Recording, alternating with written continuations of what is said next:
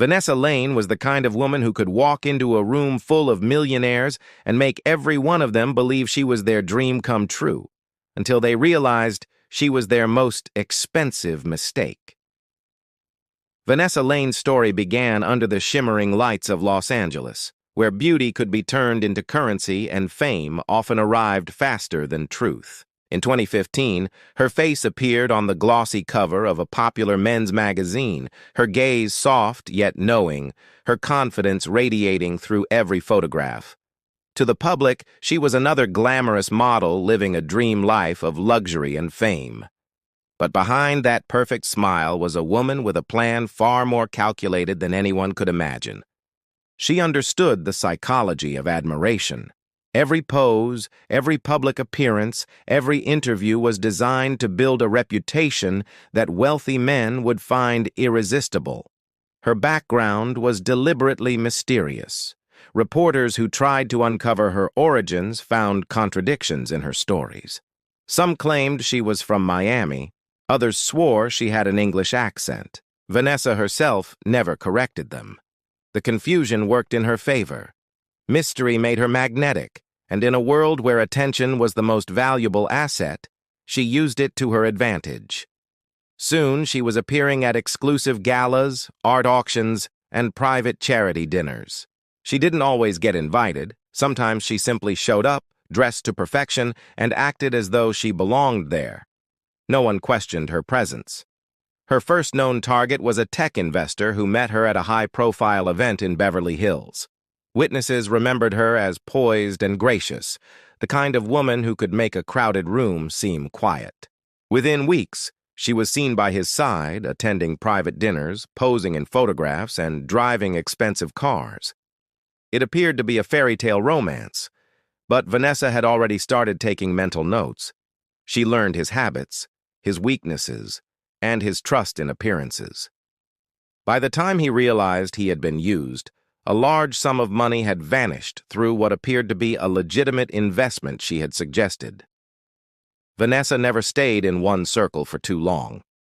Once a rumor began to circulate or questions arose about her background, she would disappear, leaving behind only faint traces of perfume and unanswered messages. She reappeared somewhere new, always under slightly different circumstances, but with the same polished charm. To some, she was an aspiring actress. To others, a philanthropist funding women's shelters.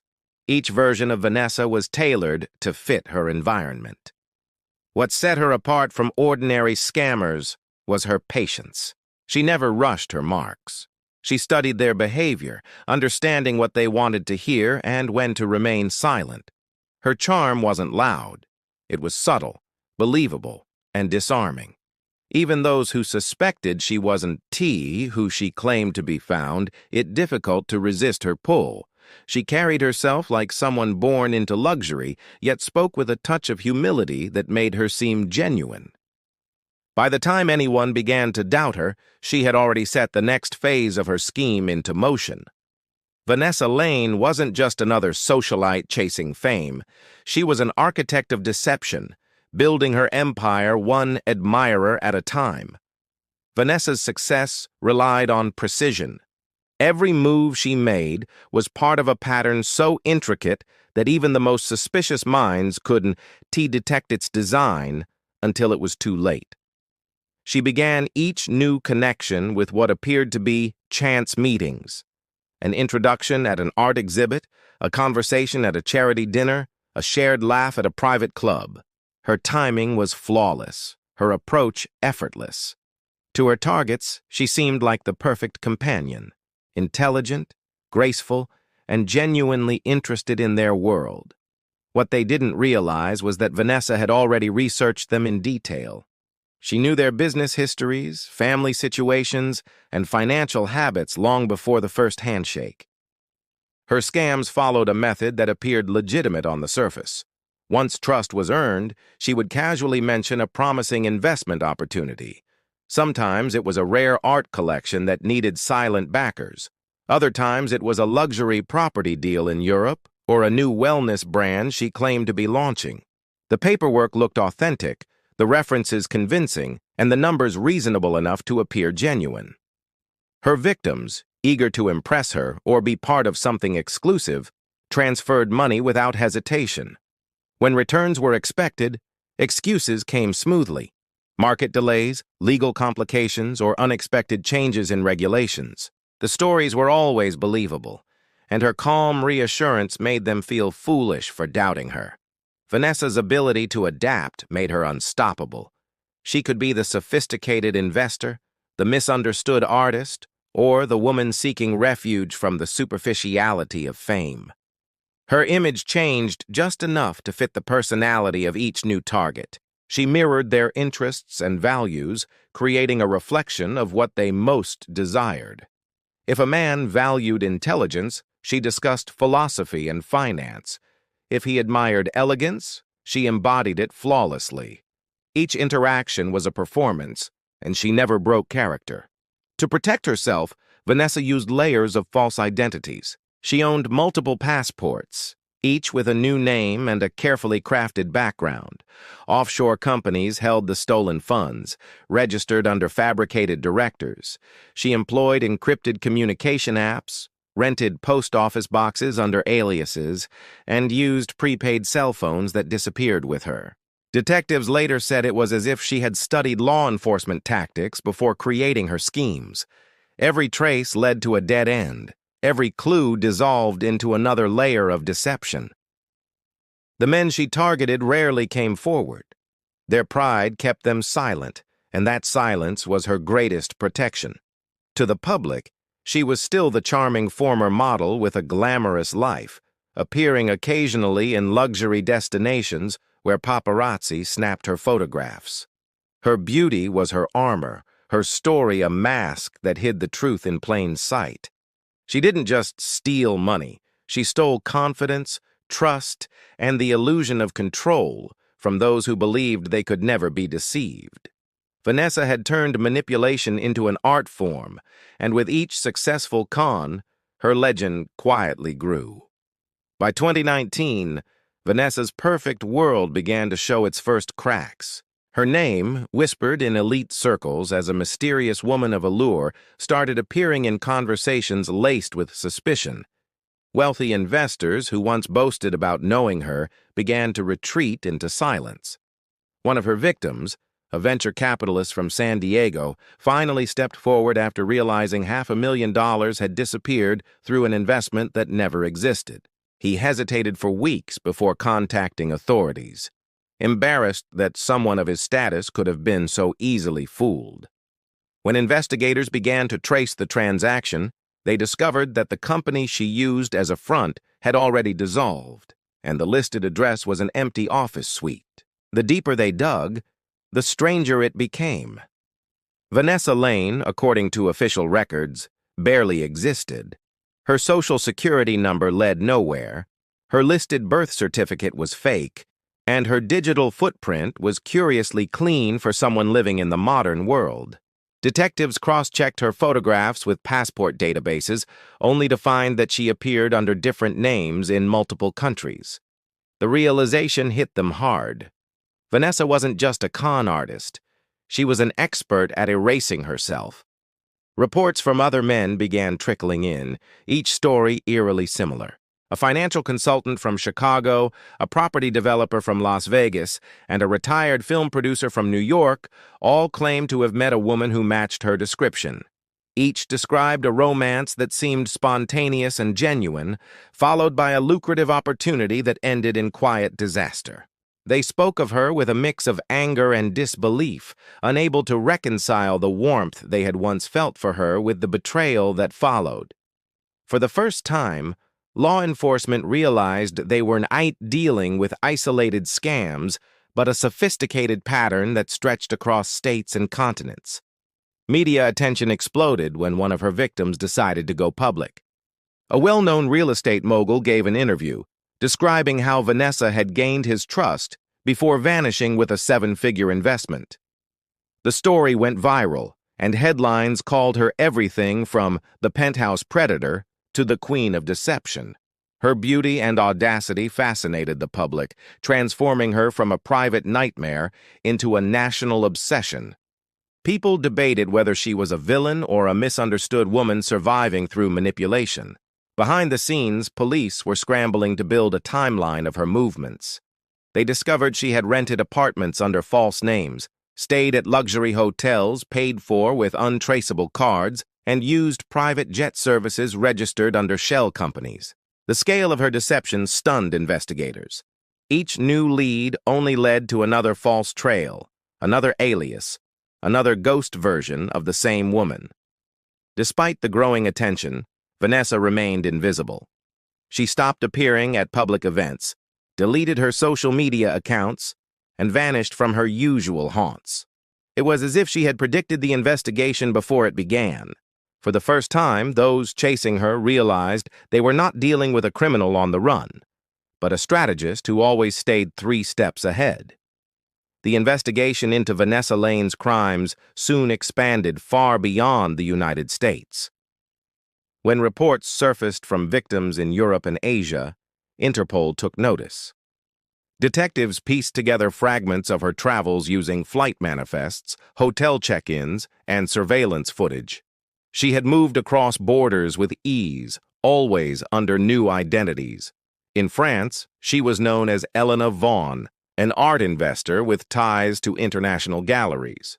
In Singapore, she posed as a venture consultant representing high-end clients. In Dubai, she introduced herself as a philanthropist funding luxury housing for women. Each persona was meticulously designed, each location chosen for its wealth and anonymity. The money trail revealed a web of offshore accounts registered under shell corporations in the Cayman Islands, Monaco, and Cyprus. Every dollar stolen was divided into small transfers, hidden through digital exchanges, and converted into cryptocurrency. Investigators learned she had attended private finance seminars, absorbing the language and loopholes of global banking. She wasn't improvising her scams anymore. She was running an operation that mirrored professional financial syndicates. What made her even more elusive was her discipline. She never stayed anywhere longer than a few months, never used the same name twice, and rarely interacted with the same crowd again. Law enforcement agencies across multiple countries began coordinating to capture her. They compared notes, shared photographs, and tracked purchases made with credit cards tied to her aliases. The turning point came when a London jeweler reported an attempt to sell a rare diamond bracelet stolen from one of Vanessa's American victims. Security cameras showed a woman with dark hair and sunglasses speaking softly in a European accent. When investigators reviewed the footage, they identified her posture and mannerisms instantly. It was Vanessa, now transformed. She had changed her appearance again, but her confidence betrayed her. Interpol issued a notice, and her face appeared on watch lists across airports and border checkpoints. Despite the alert, she managed to slip through unnoticed. Each time officers closed in, she was already gone. Witnesses described her as polite, unremarkable, almost forgettable in person, which allowed her to move freely among people who never suspected she was wanted by multiple countries. Some investigators grew convinced she had inside help, possibly from those who admired her or profited from her schemes. Meanwhile, online forums began sharing rumors of her sightings in places like Spain, Italy, and Greece. None were confirmed, but each fueled her legend. Reporters called her the ghost of high society, a woman who could walk into a crowded room, steal millions, and vanish without a trace. Her story blurred the line between criminal and myth. By the end of 2022, international authorities had traced her network to a secluded luxury property in the Maldives. It was there that they believed Vanessa had retreated, living under yet another identity, with a fortune built on deceit. As the task force prepared for the raid, none of them knew that the woman they were chasing was already planning her next move, one that would outsmart them all once again. When authorities reached the luxury resort in the Maldives, they found the villa pristine, scented with expensive perfume and devoid of life. Clothes hung neatly in the wardrobe, a half-empty bottle of wine sat on the counter, and a silver suitcase was missing, Surveillance cameras captured Vanessa leaving at sunrise, her hair cut short, wearing oversized sunglasses and a linen dress.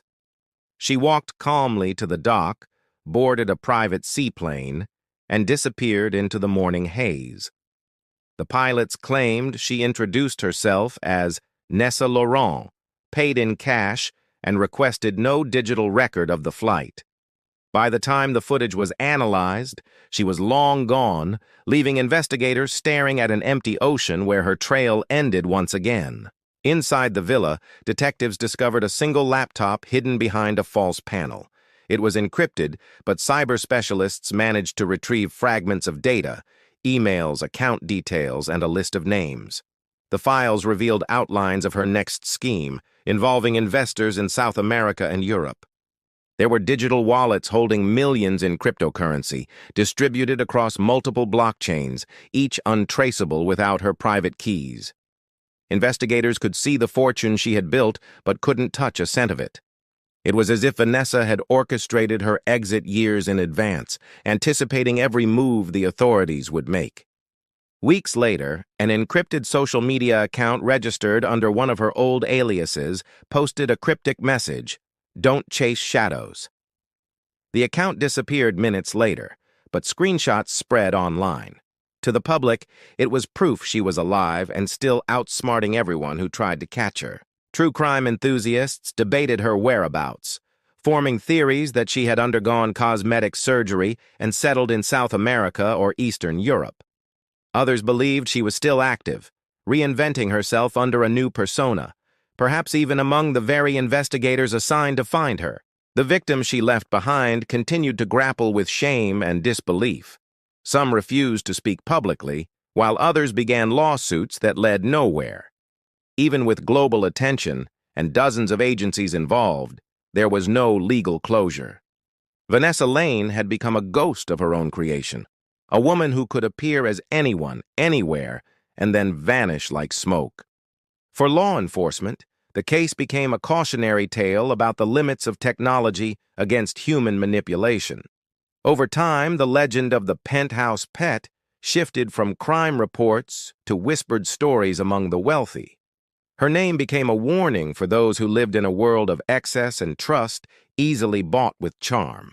Investigators kept her file open, marked by red flags and unanswered questions.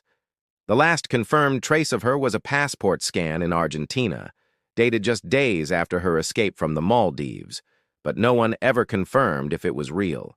Years passed, and sightings still surfaced, each one unverified, each one feeding the myth. Somewhere across the globe, perhaps under another name, Vanessa Lane might still be living in quiet luxury, sipping champagne on another terrace, watching the world chase the shadow she left behind.